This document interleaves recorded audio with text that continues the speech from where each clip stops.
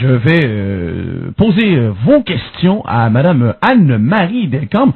Et je ne sais pas si c'est un peu sur le même principe, Madame Delcambre. Vous êtes quelque part sur le continent européen, en direct du Liberté Box, comme super résistant. Oui. Ah, quelle semaine extraordinaire. Alors, la question. Plein de rebondissements. Oui, tout à fait. La question, est-ce que je peux aller dans la messagerie? Bien sûr. C'est quoi? Oui, hein? Non, elle n'est pas là, mais tu sais c'est quoi? OK.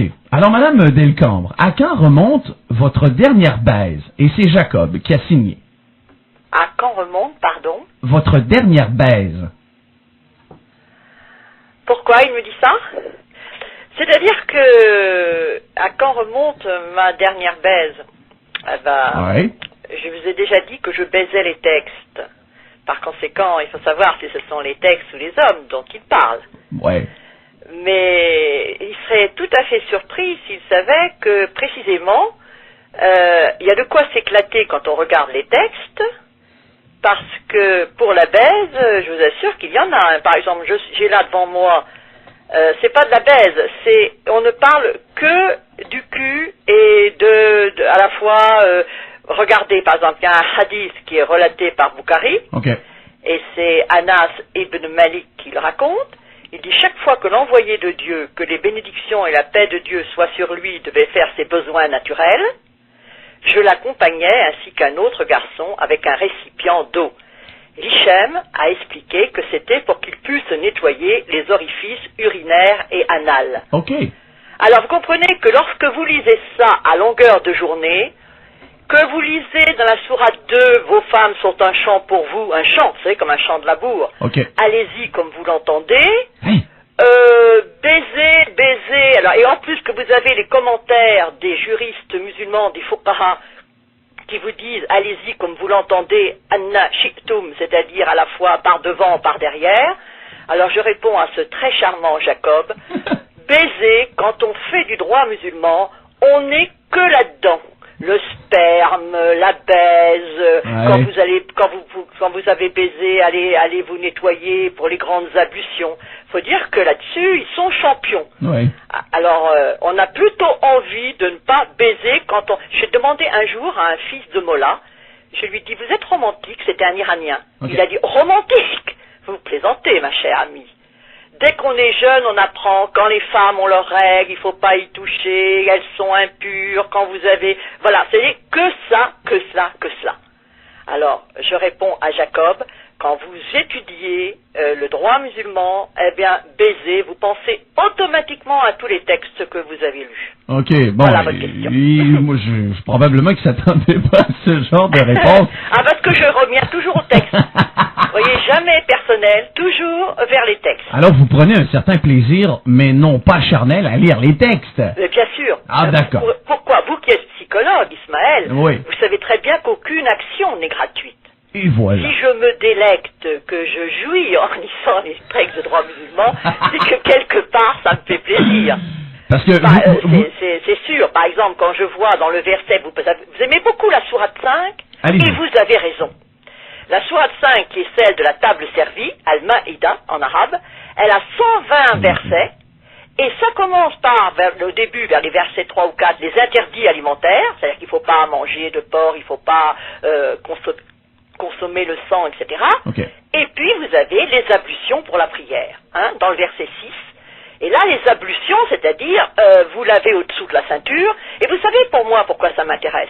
C'est que dans nos campagnes, en France, enfin, ça peut être pareil au Canada, en dessous de la ceinture, ça grenouillait autrefois, vous voyez, c'est-à-dire la jument verte, si vous lisez un roman qui s'appelle La jument verte, ben les paysans, ils devaient se laver le kiki, je sais pas moi, une fois tous les, je sais pas combien. Mais Madame Delcambre, appelons les choses, les choses. Ouais. Exactement comme elles sont. Le kiki, le kiki, est-ce que c'était le pénis? Le problème, c'est que les musulmans, je ne connais pas trop ce que font les juifs orthodoxes, mais les musulmans, à force de se tremper le cul dans l'eau, de se nettoyer l'anus, de faire les ablutions, ouais. C'est vrai qu'ils peuvent justifier cet adage, an-nazafatu min al-iman, la propreté fait partie de la foi. Tout le temps, tout le temps, tout le temps. Regardez, j'ai en face de moi, par exemple, vous devez, j'ai réécouté parce qu'il faut quand même toujours que vos auditeurs trouvent un intérêt à mon intervention. Et j'ai réécouté tout le récit de M. Pong. Parce que M. Pong disait, j'ai plusieurs musulmans chez Pontiac, il y a 75 chauffeurs, la plupart ont des cravates vestons, mais il y en a un qui veut porter une robe.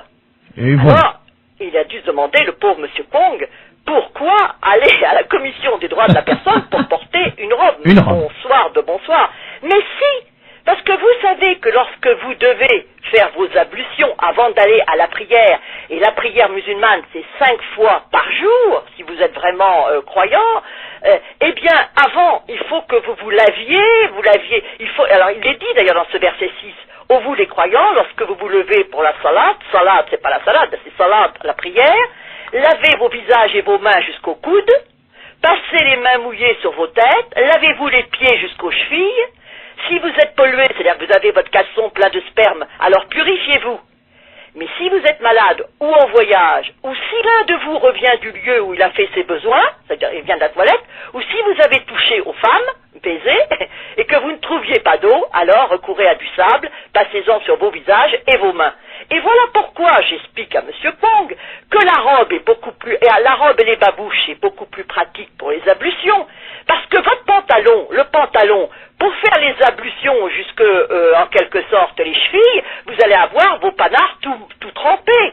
En plus, les lacets, il faut les défaire, il faut enlever vos chaussures, il faut, vous voyez ce que je veux dire? Tandis que la robe, ben, vous soulevez ça, et puis vous faites les ablutions, vous voyez ce que je veux dire? Vous enlevez les babouches, hop, un petit coup, vous les enlevez, un petit coup, vous les remettez.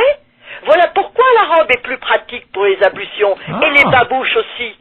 Les choses. Alors, ceci pour en revenir à l'entretien de M. Pong. Oui. Si effectivement quelqu'un observe tout ce qui est écrit sur les ablutions, sur le nombre de prières, il va islamiser vous voyez, en le voulant ou inconsciemment. Pourquoi? Parce que quand vous voulez, moi je ne suis pas croyant, je m'en fous. Non. Mais le croyant, quand il fait la prière, il fait au nom du Père, du Fils, au Seigneur, fasse que mon ennemi tombe du haut de l'échelle. Il n'a qu'à faire ça comme ça, il le fait n'importe où, dans son lit, dans le métro, mais pas le musulman. Le musulman, il faut que ça soit à des heures bien précises, avec des formules bien précises. Il faut qu'il se lève, quand c'est le matin, il faut qu'il se lave, il faut qu'il mette le tapis de prière en telle direction, il faut qu'il fasse tel mouvement. C'est-à-dire que c'est une notion d'effort. Or, c'est vrai que ça, et en plus, la religion musulmane se pratique publiquement, elle se pratique collectivement, c'est dit dans la sunna, c'est-à-dire le récit du comportement du prophète, accrochez-vous tous à la corde d'Allah. Donc c'est visible, et parce que c'est visible, si vous pratiquez la religion, vous islamisez le paysage. Je me fais bien comprendre? Oui, tout à fait. Et c'est pour ça que c'est grave. C'est-à-dire que c'est pas grave au sens, c'est pas l'islamisation, vous allez avoir des musulmans qui vont prendre des bombes et qui vont aller les jeter sur le métro. Non, non, non, non, non. Et c'est la raison pour laquelle ce qui s'est passé en Belgique, et je tiens à le souligner parce que c'est honteux. La Belgique devrait s'appeler la République islamique de Belgique. Hein? Mais voyons. Parce que les Wallonie, la République de Wallonie, la République musulmane de Wallonie. Ah, c'est vrai. Ok, c'est bon. Vous savez pourquoi? Oh, allez-y. Allô? Oui? Allez-y. Parce que les Wallons, pour lutter contre les Flamands, ont accepté des gens francophones, qui sont en général, qui furent turcs et ensuite marocains. Il y a des cours de religion dans les écoles, c'est pas exactement le système français. Or, les vrais Belges, se sont aperçus qu'ils allaient être totalement et lentement, mais sûrement islamisés.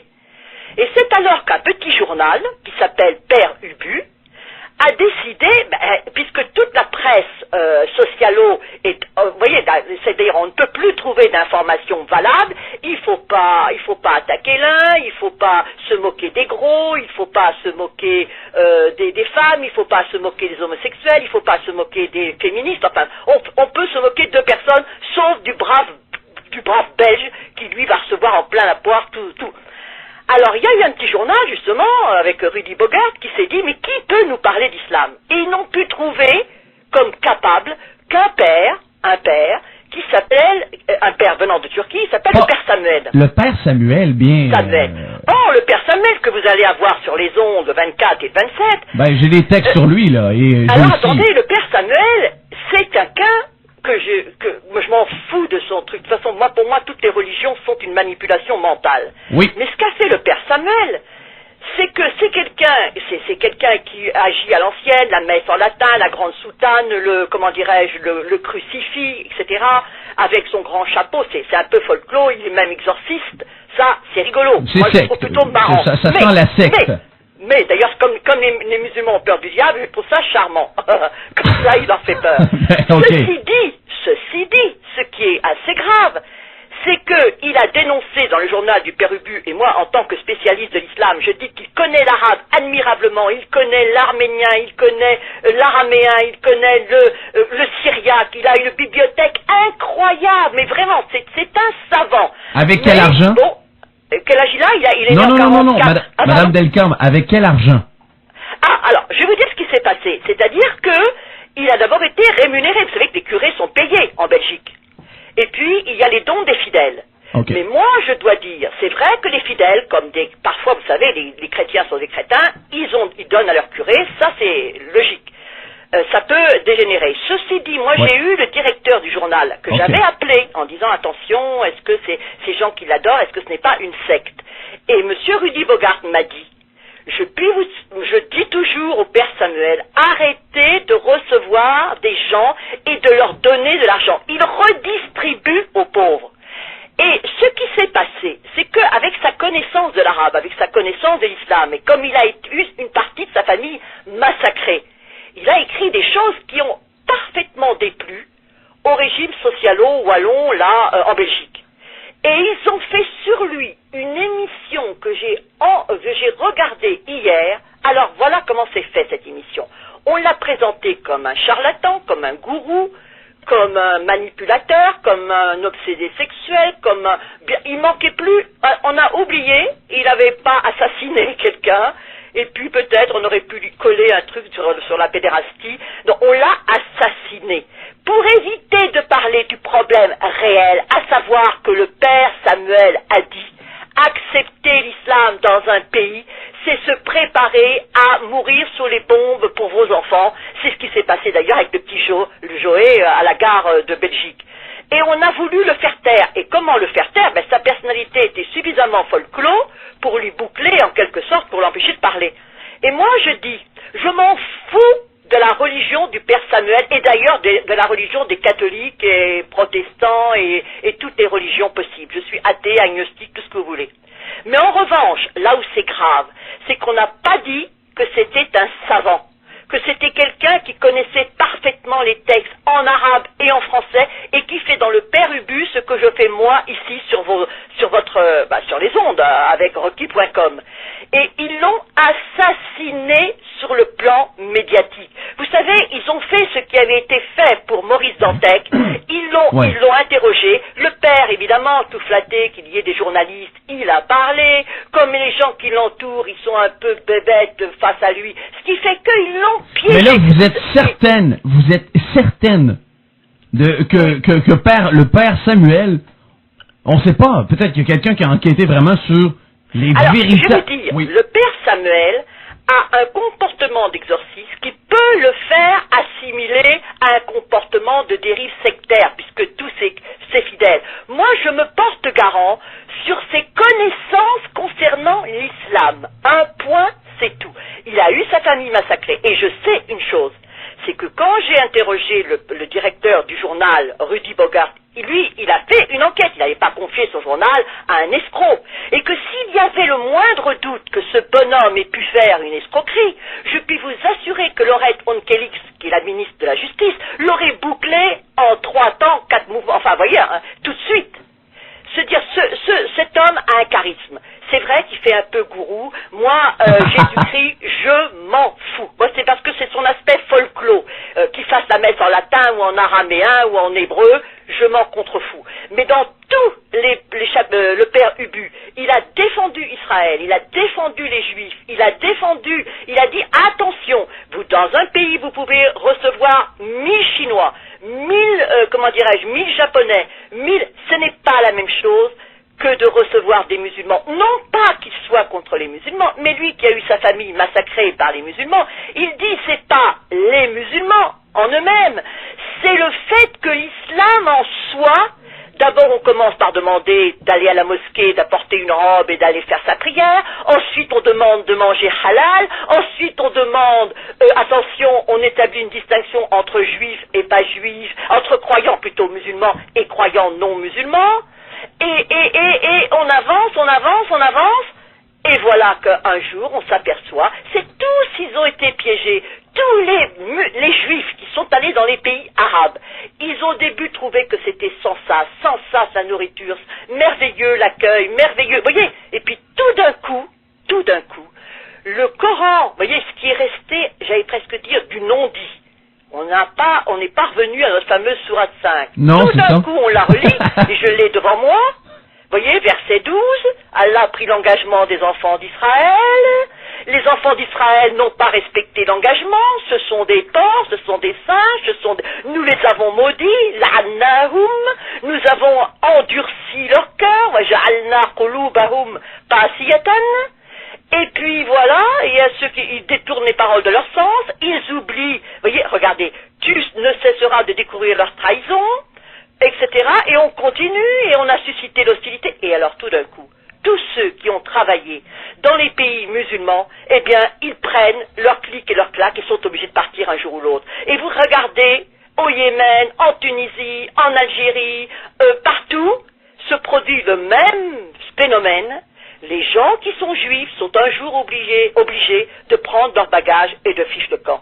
Et vous voyez par rapport à Israël, mais bonsoir, je leur dis, mais merde, bon Dieu, merde. Le fait d'Israël, en quoi ça peut cristalliser autant de haine? Je viens d'acheter un livre d'un homme qui a refusé de débattre avec moi, avec Finkielkraut. Qui? Il s'appelle Mustafa Sherif. Mustafa Sherif, philosophe, islamologue, qui est invité chez nous au Collège de France. Vous voyez son livre, il commence par parler de Ibn Arabi, vous voyez le mystique, ensuite, et vous découvrez lentement qu'il parle d'un dialogue entre l'Orient et l'Occident qui ne doit pas rencontrer de fermeture. Et la fermeture, c'est quoi? Eh bien, la fermeture, l'obstacle, c'est évidemment les trithéistes, les andouilles qui croient que Jésus est le Fils de Dieu, et puis c'est aussi, hélas, et avant tout, c'est Israël, c'est ce sionisme. S'il n'y avait plus ce sionisme, mais comme on vivrait heureux, ça serait une merveilleuse société. Voilà pourquoi je dis que c'est dangereux. Que c'est ce désir d'expansion. Ils entrent dans un pays, et c'est pour ça que j'ai réécouté avec délice l'interview de M. Pong. Je l'ai écouté. Ben oui. J'ai dit, cet homme-là, vous savez, le problème de la robe, du vêtement. Il a posé aussi le problème du chien dans un taxi. Mais c'est ce qu'il ne savait pas, M. Pong, c'est qu'il y a un musulman qui est dans son taxi, qui voit arriver un chien, même un petit caniche trop mignon. Il y a la fameuse phrase du prophète, La tatrulul malaika daran fiha kelb, les anges n'entrent pas dans une maison où il y a un chien, et c'est-à-dire à différents niveaux, et je ne veux pas manger de porc à la cantine, et je ne veux pas boire de l'alcool, et je ne veux pas... Alors, vous comprenez le problème? Moi, je me dis, moi, je suis né en France, vous êtes né au Canada, Ismaël, est-ce que nous allons nous faire lentement islamiser? Parce que dans le Talmud, bonsoir de bonsoir, il y a toujours que la loi du pays l'emporte sur la loi de la Torah. Tandis que je lis, et je l'ai pris pour vous, il y a justement le type là, du Conseil français du culte musulman, j'ai repris la citation, et vous savez, leur combat, eh bien leur combat il est simple. Leur combat c'est de faire changer la laïcité.